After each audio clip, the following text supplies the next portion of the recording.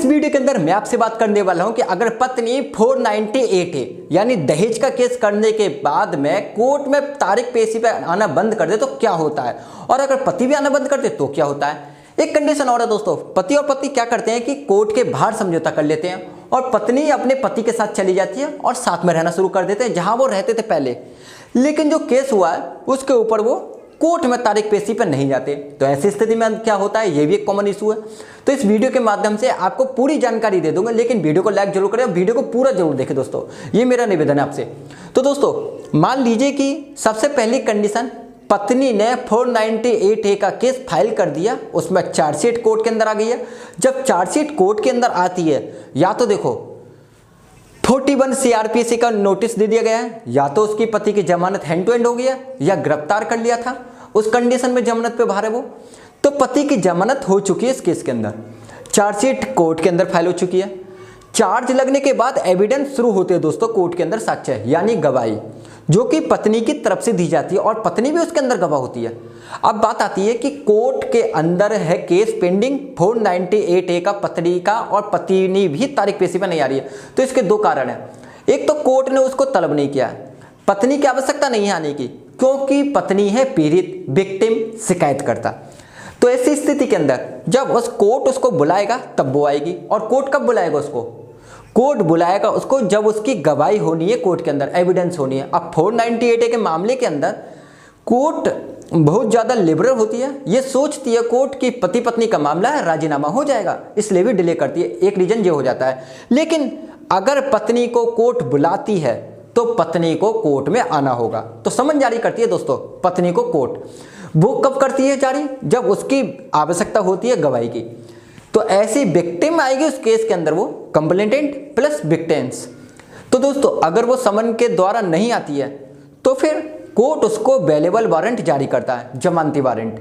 तो अगर जमानती वारंट का मतलब ये है कि उसकी हैंड टू हैंड वही जमानत हो जाएगी जहां वो मिलेगी, लेकिन अब वो उसको बाउंड कर देंगे कि फला तारीख को कोर्ट के अंदर पेशी पे आना है। जमानत वारंट के बावजूद जब प्रॉपर्ली डिलेंड हो गया उसके बावजूद भी वो नहीं आती है, तो फिर पुलिस उसके खिलाफ अरेस्ट वारंट जारी करती है और पुलिस उसको अरेस्ट करके कोर्ट के अंदर लाती है। तो अगर पत्नी तारीख पेशी पर नहीं आए कोर्ट के बुलाने के बाद, तो इस तरीके से कार्रवाई होती है। अब बात आती है कि पत्नी नहीं आ रही थी, पति ने सोचा पत्नी नहीं आ रही है तो मैं भी जाना छोड़ देता हूं। तो ऐसी स्थिति के अंदर आपका यानी जो मुलजिम है, पति के अंदर मुलजिम होता है 498A के अंदर, क्योंकि ये क्रिमिनल ऑफिस है, आपराधिक मामला है। तो दोस्तों ऐसी स्थिति के अंदर कोर्ट के अंदर जो पति का वकील होता है वो हाजिरी माफी पेश करता है उसके तरफ से कि भाई हाजिरी से उसको मुक्ति दीजिए हमें, तो कोर्ट उसको ऑर्डर करके उसको हाजिरी माफी स्वीकार कर लेता है। लेकिन एक लिमिटेड टाइम के लिए स्वीकार करता है दोस्तों, 2 बार, 3 बार, 4 बार, 5 बार। लेकिन आप लगातार नहीं जा रहे तो फिर स्वीकार नहीं करेगी, फिर वो खारिज कर देगी उस हाजिरी माफी को और उस पति की जमानत को जब्त कर लेगी। जैसी जमानत जब्त हुई, बेल बाउंड कैंसिल हुए, उस पति के वारंट जारी कर देता है कोर्ट। तो यहां पर अगर पति तारीख पेशी पर नहीं जाता है तो दोनों नहीं जा रहे, पत्नी भी नहीं जा रही, तो पत्नी को तो कोर्ट ने बुलाया नहीं है, लेकिन पति भी नहीं जा रहा, तो फिर उसके वारंट जारी कर देती है कोर्ट। तो फिर पुलिस उसको गिरफ्तार करके लेकर आती है कोर्ट के अंदर। एक तीसरी कंडीशन मैंने आपको बताया था कि एक पत्नी ने और पति ने दोनों ने कोर्ट के बाहर समझौता कर लिया, पति के साथ चले गए। ये केस एक्चुअल में क्या है हमारे साथ में, मैं इसको इसलिए डाल रहा हूँ, कवर कर रहा हूँ क्योंकि ये स्थिति अभी हमारे पास है कि एक सरकार अकरम के नाम से, अकराम और उसकी पत्नी के नाम से वो दोनों चले गए और काफी समय से उनकी जमानत जब्त हो चुकी है, लेकिन वो अभी तक नहीं आया है। तो पुलिस जिस दिन उसको अरेस्ट करके लेकर आएगी उस दिन हमारे साथ के वकील हैं, तो जाहिर सी बात है कि जमानत पेश करेंगे। तो हो सकता है कि कोर्ट उसकी जमानत को स्वीकार ना करे, कि बोले कि पत्नी को उसको बुलाया जाए, क्योंकि जब इन दोनों का राजीनामा हो गया तो ऐसी स्थिति के अंदर बयान जरूरी है 498A के मामले के अंदर।